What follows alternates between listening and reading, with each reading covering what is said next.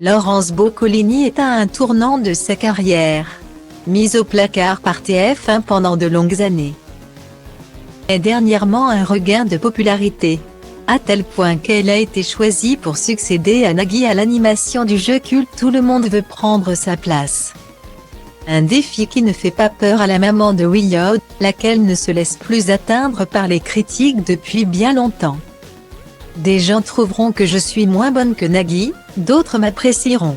C'est le jeu. Je ne me préoccupe pas du tout de ce qu'on dit de moi, a-t-elle martelé dans les colonnes de Télé Loisirs.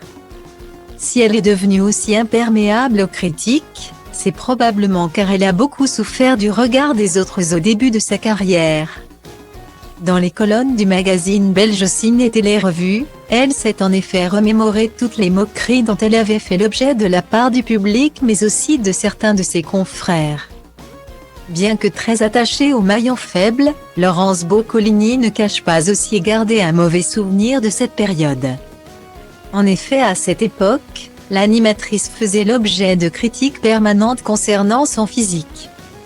Jean-Paul Gaultier ne courait pas après moi pour me créer des tenues. À l'époque, il n'y avait pas beaucoup d'animateurs en surpoids.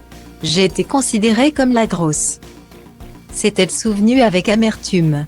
Une situation difficile à gérer pour la compagne de Michael Faccaillo qui, à l'époque, n'avait pas encore les épaules pour y faire face. Moi, quand on disait que j'étais moche et que je ressemblais à Maïté, je ne savais pas quoi dire.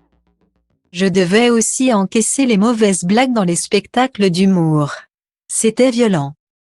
Et il n'y avait personne pour me défendre, déplore Laurence Boccolini, qui n'a désormais que faire des critiques la concernant. Faire fi du regard des autres, c'est peut-être ça le secret du bonheur.